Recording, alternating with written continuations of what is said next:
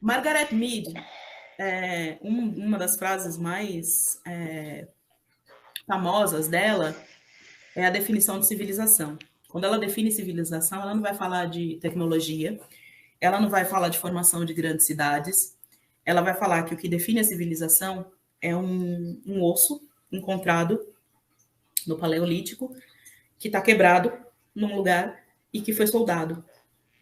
Aquele osso define que aquela pessoa, em algum momento da vida, durante uma caça, ou um combate, ou algum problema na sua existência, aquela pessoa quebrou a perna.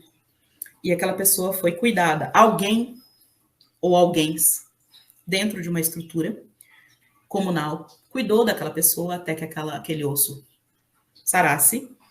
E aquela pessoa foi alimentada, aquela pessoa foi amparada, aquela ferida foi limpa, e aquela pessoa voltou ao convívio normal e viveu por mais algum tempo depois daquela ferida sarada, porque durante aquele período ela não foi abandonada.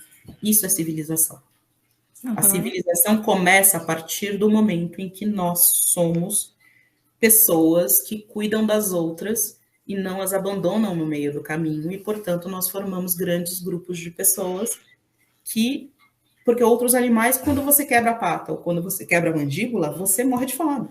Larga, né? Você larga. O ser humano só evoluiu porque ele aprendeu a não largar o outro e ele aprendeu que a sua vantagem está em ter mais pessoas cuidando umas das outras. Você sobrevive mais por mais tempo. Você come melhor, seus filhotes morrem menos e você consegue sobreviver mais tempo, conseguindo mais recursos dentro do seu próprio território. Isso é o que define a civilização. Não é como você faz a melhor tecnologia para a guerra ou para matar melhor o seu inimigo. É como você cuida daquilo que pertence ao seu grupo. Isso é uma questão de perspectiva. Então, é muito fácil você silenciar e apagar mulheres se a única coisa que você percebe é destruição e não cuidado.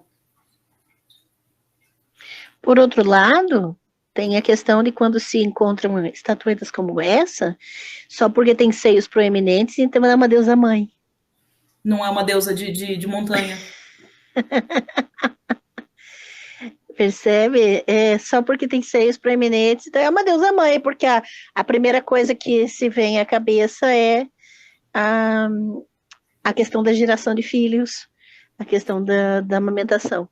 Como se a mulher só servisse para isso, né? Se tem seio, é para isso. E aí fica a grande questão, né, Ju? Tipo, para que serve colocar as mulheres nas posições em que elas lavam pés, que elas parem, que elas são receptáculos de demônios, e que quando elas são sacerdotisas, elas são mulheres más que você joga da janela e o cachorro lambe o sangue e come carne? Qual é a função disso? Qual é a função de desempoderar mulheres? A Federici vai dizer que uma das coisas que caracteriza a transformação dos sistemas econômicos feudais, onde mulheres têm saberes que são justamente ligados a isso, a você cuidar das unidades econômicas familiares e de cuidar do comércio e de fazer a sua unidade familiar e econômica prosperar e de cuidar desses saberes, sabe? Cuidar das sementes, saber como fazer o pão. Esses saberes sendo anulados, inclusive tirando o poder religioso, econômico e político, porque dentro dessas comunidades o poder político também vinha do poder sacerdotal. Inclusive tirando dessas mulheres o poder da medicina tradicional, quando você tira dessas mulheres o poder, você transforma o trabalho delas num trabalho menor. Se você desvaloriza o trabalho, você pode usar dele da forma que você quiser. Inclusive, você pode trocar esse trabalho e você pode reificar, coisificar esse trabalho e as pessoas que fazem esse trabalho com mais facilidade, já que elas não possuem poder nenhum para defender a si mesmas e o próprio trabalho. Então, é muito mais fácil que você troque essas mulheres e o seu trabalho mais facilmente.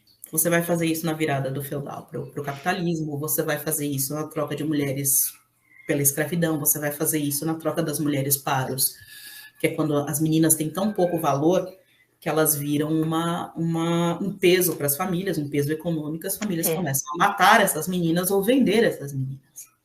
O que acontece quando você tira todo o poder político e econômico dessas meninas? Elas viram coisas. Então, quando você silencia, apaga e tira todo o poder das mulheres, elas viram coisas, e aí você pode, inclusive, lucrar com elas. Vender uma menina para cá, e depois você vende de novo, vende de novo, vende de novo. Inclusive, você pode lucrar com o trabalho delas. Não é amor, é trabalho não pago, né? Não é amor, é trabalho não pago. Não são relações de casamento e parentesco, são trocas de mulheres ou tráfico de mulheres, como vai dizer Gayle Rubin. Tem uma série de processos aí das monocracias, das patriarcacias, né? E das teocracias que vão fazer com que as mulheres sejam desprovidas, não só de poder, mas com que elas virem coisas. Quando elas viram coisas, é muito lucrativo para um sistema patriarcal poder vender as mulheres e poder se apropriar não só do trabalho delas, como dos filhos que elas parem. É por isso que toda vez que você tem um crescimento do neoliberalismo, o machismo cresce exponencialmente. Porque a reprodução vira um recurso do qual você precisa lançar a mão com mais frequência e com muito mais força e poder. Porque se as mulheres tiverem como decidir sobre seus corpos dentro de uma crise financeira e neoliberal, elas não vão querer ter filhos.